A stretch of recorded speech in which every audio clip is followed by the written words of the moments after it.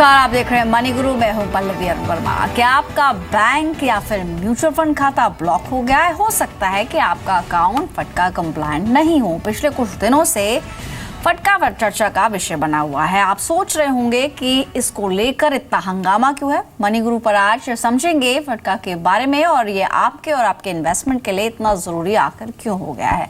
हमारे साथ है ऑप्टिमा मनी मैनेजर्स के मैनेजिंग डायरेक्टर पंकज मटपाल। बहुत बहुत स्वागत है पंकज जी आपका। सबसे पहले तो ये जो टर्म है इसका मीनिंग क्या है, इसका फुल फॉर्म, और आखिर ये अचानक से इतनी खबरों में और चर्चा में क्यों आ गया है? देखिए, foreign account tax compliance act यानी फटका जो है ये 2010 में यूएस में आया था इफेक्ट में। और यूएस गवर्नमेंट ये जानना चाहती है कि उनके जो टैक्स पेयर्स हैं कहीं वो टैक्स बचाने या चुराने के उद्देश्य से कहीं यूएस से बाहर कहीं और निवेश तो नहीं कर रहे हैं। और इसी के तहत 2015 में अगस्त 2015 में इंडियन गवर्नमेंट और यूएस के बीच में एक एग्रीमेंट हुआ था, इंटर गवर्नमेंटल एग्रीमेंट, जिसमें सरकार ने समझौता किया था कि इंडिया के जो भी निवेशक हैं या बैंक अकाउंट होल्डर्स हैं वो एक डिक्लेरेशन देंगे कि वो यूएस के सिटीजन नहीं है या उनकी यूएस से कोई इनकम नहीं है। तो इस तरह की इंफॉर्मेशन इन्वेस्टर्स या बैंक होल्डर्स अपने इंडियन टैक्स अथॉरिटी को देंगे और इंडिया की जो टैक्स अथॉरिटी है उस इंफॉर्मेशन को वो IRS मतलब इंटरनल रेवेन्यू सर्विस जो है यूएस की उसके साथ शेयर करेगी। तो ये एक टैक्स की चोरी ना हो, इसके तहत यूएस गवर्नमेंट ने इंडिया गवर्नमेंट के साथ एग्रीमेंट किया और बाकी बहुत सारे देशों के साथ ये एग्रीमेंट किया। तो ये नया नहीं था, लेकिन पहले क्या था, जो 2015 के बाद अकाउंट खुले वहां पर तो ये KYC का पार्ट बन गया। तो जब आप अकाउंट खोलते हैं या म्यूचुअल फंड में इन्वेस्ट करते हैं, NPS में निवेश करते हैं, तो आपका जैसे KYC प्रोसीजर होता है उसी के तहत आपको एक डिक्लेरेशन देना था।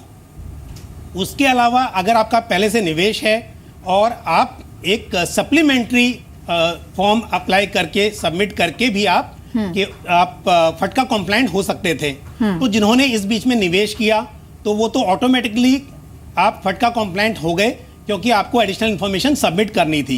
लेकिन काफी लोगों ने इसको लाइटली लिया या 2015 के बाद निवेश ही नहीं किया। तो ऐसे लोगों के लिए अचानक, क्योंकि 30 अप्रैल के बाद अब जब ये हो गया कि ऐसे अकाउंट में आप कुछ भी ट्रांजेक्शन नहीं कर सकते हैं, तो ये बहुत चर्चा का विषय बन गया। यानी कि सरकार की तरफ से आदेश आया कि 30 अप्रैल आखिरी तारीख होगी कि आपको अपने अकाउंट को फटका कंप्लायंट करना होगा। लेकिन अब तारीख तो जा चुकी है। ऐसे में जो ऐसे बैंक अकाउंट्स हैं या फिर जो म्यूचुअल फंड के फोलियोज हैं उनमें अब क्या होगा? क्या फर्दर ट्रांजैक्शन इसमें नहीं हो पाएगा? बिल्कुल, देखिए उसमें फर्दर ट्रांजैक्शन नहीं हो सकता है। अगर हम बात करें बैंक अकाउंट की तो बिल्कुल आपका अकाउंट ब्लॉक हो जाएगा अगर आपका अकाउंट फटका कंप्लायंट नहीं है। वही NPS के लिए भी है। म्यूचुअल फंड में अगर आपकी SIP चल रही है कोई, क्योंकि SIP या STP में आप एक पहले से ही स्टैंडिंग इंस्ट्रक्शन देते हैं कि आपके अकाउंट से पैसा जाता रहे। तो जब तक वो मैच्योर नहीं होता है तब तक चलता रहेगा। लेकिन उसके अंदर आप उसको आगे नहीं बढ़ा सकते हैं और नया इन्वेस्टमेंट फ्रेश नहीं कर सकते हैं। पर उससे भी ज्यादा महत्वपूर्ण बात है समझने के लिए कि अगर आपका निवेश कोई पहले हुआ है और फटका कंप्लायंट अकाउंट नहीं है, रिडेम्पशन के वक्त आप रिडेम्पशन नहीं कर सकते जब तक कि आप उसको फटका कंप्लायंट नहीं कर देंगे। आप इसके लिए जिन निवेशकों ने ये सोचा है कि अभी नया निवेश नहीं करना है तो चलता रहेगा, लेकिन जिस वक्त पैसा निकालने की जरूरत पड़ेगी उस वक्त आपको दिक्कत आ जाएगी। तो इसके लिए जितनी जल्दी हो सके, अगर आपने अभी तक नहीं किया है तो ये बहुत ही सिंपल प्रोसीजर है, आप उसको खत्म करें और आप एक फटका कंप्लायंट हो जाएं। तो ये बहुत सिंपल सा तरीका है। उसके लिए हम तरीका भी उसका मैं अभी चर्चा करूंगा। लेकिन इंपॉर्टेंट ये है कि उसको ये ना समझें कि अगर आप निवेश नहीं भी कर रहे हैं, कोई पुराना निवेश पड़ा हुआ है तो रिडेम्पशन में प्रॉब्लम ना आए, इसके लिए आप इस पर ध्यान दें। ओके तो जहां तक इस एग्रीमेंट की बात है, ये अमेरिका और भारत के बीच में हुआ था और जो मकसद था वो ये कि टैक्स चोरी को कहीं ना कहीं रोका जाए, क्योंकि इसमें जो जानकारी है इन्वेस्टर की वो साझा होगी। तो इसमें कौन कौन सी जानकारियां हैं जो साझा होंगी इंडिया और अमेरिका के बीच, और ये टू वे होगा आई बिलीव कि वहां पर अगर कोई इन्वेस्टर, इंडियन इन्वेस्टर वहां निवेश कर रहा है या कोई एनआरआई है उसका निवेश वहां होता है, क्या दोनों तरफ से ये जानकारियां साझा होंगी? इसका जो प्रोसेस है वो आपसे जानना चाहेंगे। उसके बाद फिर फटका कंप्लायंट कैसे करना है और कैसे आपके इन्वेस्टमेंट पर असर पड़ेगा ये भी समझेंगे।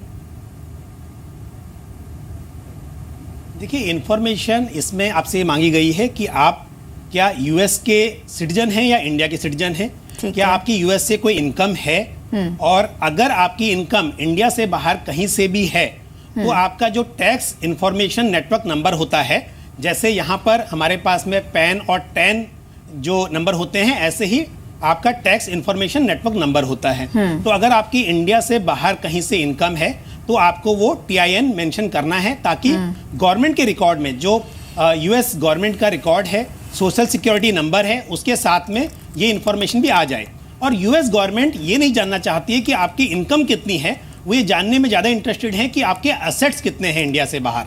तो इसके लिए जब आप बैंक अकाउंट में फटका का प्रोसेस पूरा कर रहे हैं तो ये इन्फॉर्मेशन दे रहे हैं कि आपके बैंक में पैसा कितना है, साथ ही आपका एनपीएस में हो या आपका म्यूचुअल फंड में कितना निवेश है, तो इसकी जानकारी आप शेयर कर रहे हैं इसके साथ में। तो वो फॉर्म के अंदर आपकी इन्फॉर्मेशन सिर्फ आपका प्लेस ऑफ बर्थ क्या है, आपकी इनकम कितनी है, किस कैटेगरी में आप आते हैं इनकम टैक्स के, और आपके सोर्स ऑफ इनकम क्या है, आपकी इनकम सिर्फ इंडिया से है, इंडिया से बाहर से है, तो इतनी ही इंफॉर्मेशन वहां पर मांगी गई है। और जहां तक सवाल ये है कि क्या यूएस की गवर्नमेंट भी ये शेयर करेगी, तो ऐसा नहीं है। ये यूएस के लिए है कि यूएस के लोगों का बाहर क्या निवेश है, उसमें कितना आप टैक्स पे कर रहे हैं या नहीं कर रहे हैं, ये इंफॉर्मेशन गवर्नमेंट्स यूएस गवर्नमेंट के साथ शेयर करेंगी। यानी अगर आप भारतीय हैं और भारत के बाहर आप निवेश कर रहे हैं तो वो जानकारी साझा होना ज़रूरी है। इसके लिए ही ये एग्रीमेंट साइन हुआ था। आप चर्चा में इसलिए है क्योंकि अब सरकार की तरफ से ये इंस्ट्रक्शंस हैं सभी म्यूचुअल फंड कंपनीज को, बैंक्स को, इंश्योरेंस कंपनीज को भी, कि वो जो खाता धारक हैं, जो पॉलिसी होल्डर्स हैं, उनके लिए इसका कंप्लायंस होना ज़रूरी है। पहले जान लेते हैं कि किन किन के लिए ये निर्देश है, यानी कि कौन कौन से ऐसी कैटेगरीज ऑफ इन्वेस्टर्स हैं जो इसके तहत आएंगी। जैसे कि हमारे एक्सपर्ट ने कहा कि जो भी इंडियन इन्वेस्टर्स हैं, एनआरआईज हैं, उनको ये फटका कंप्लायंस कराना ज़रूरी है। साथ ही सिंगल अकाउंट होल्डर है या फिर जॉइंट अकाउंट होल्डर्स हैं, उनके लिए भी ये ज़रूरी होगा। अगर कोई माइनर के आप गार्जियन हैं या फिर पावर ऑफ अटॉर्नी होल्ड करते हैं तो भी आपको फटका कंप्लायंस करानी होगी। बात करते हैं हम इसकी डॉक्यूमेंटेशन की। पंकज जी, जैसे आपने कहा जो पैन नंबर होता है उसकी जानकारी देनी होती है, और फिर चाहे वो बैंक अकाउंट होल्डर है या फिर म्यूचुअल फंड्स में निवेश किया हुआ है, भले ही अभी निवेश रुका हुआ है लेकिन रिडेम्पशन भी नहीं कर पाएंगे, निकाल भी नहीं पाएंगे पैसे, इसलिए ज़रूरी होगा। साथ ही अगर कोई पॉलिसी ले रखी है, और एनपीएस का भी आपने जिक्र किया था। लेकिन जहाँ तक डॉक्यूमेंट्स का सवाल है या फिर जो जानकारी इसमें मांगी गई है, क्या इसमें प्लेस ऑफ बर्थ और डेट ऑफ बर्थ जैसी जानकारियां भी देनी होंगी? मतलब कौन कौन सी ऐसी चीजें हैं जब आप फॉर्म फिल करेंगे तो वो मेंशन करनी होंगी? देखिए, सेल्फ डिक्लेरेशन है ये, आपने खुद बताना है कि आपके पास क्या इंफॉर्मेशन है, आपके पास क्या एसेट्स हैं। तो यहाँ पर आपका place of birth, date of birth, PAN number, और आप दूसरे किसी देश से आपकी इनकम है या नहीं है, इस बात का डिक्लेरेशन देना है।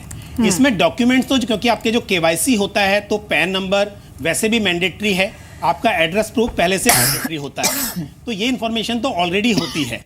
ये सिर्फ डिक्लेरेशन है इस बात का कि आपकी कोई भी आप प्लेस ऑफ बर्थ क्यों जरूरी जानना इसके लिए है कि कहीं आप यूएस के नागरिक तो नहीं हैं, तो आपसे इंफॉर्मेशन मांगी जाती है कि आप कहाँ के नागरिक हैं और आपका बर्थ कहाँ हुआ था। अगर आपका बर्थ यूएस में हुआ और उसके बाद में आप इंडिया में रह रहे हैं तो वो इन्फॉर्मेशन भी गवर्नमेंट के पास वहाँ पर आ जाएगी। तो आपका प्लेस ऑफ बर्थ वहाँ पर एक इम्पॉर्टेंट विषय है। आपकी इनकम किस कैटेगरी में है, आप 5 लाख से नीचे है, 10 लाख से नीचे है, या जो भी इंफॉर्मेशन है वो वहाँ पर मांगी गई है, वो इम्पॉर्टेंट है। और बस, और दूसरा ये जो मैंने आपको बताया कि आप वहाँ के भारत से बाहर कहीं और से तो इनकम नहीं कर रहे हैं, कहीं वो इनकम आपके पास है या नहीं है, वो इन्फॉर्मेशन मांगी गई है। इनफैक्ट एक और चीज जो मैंने कहीं पढ़ी थी, ब्रेक पर जाने से पहले आपसे क्विकली पूछना चाहेंगे, क्या पॉलिटिकली अगर कोई एक्सपोज्ड है या कोई कनेक्शंस रखता है उसकी जानकारी भी इसमें देनी होती है? बिल्कुल, वो जानकारी भी इसमें देनी होती है। वो भी एक कॉलम है कि आप पॉलिटिकली एक्सपोज तो नहीं है। एक्चुअली ये भी आजकल केवाईसी का एक पार्ट हो गया है, तो वो भी इसमें मांगा गया है कि अगर आप पॉलिटिकली एक्सपोज हैं तो उसको आप कॉलम को टिक करें।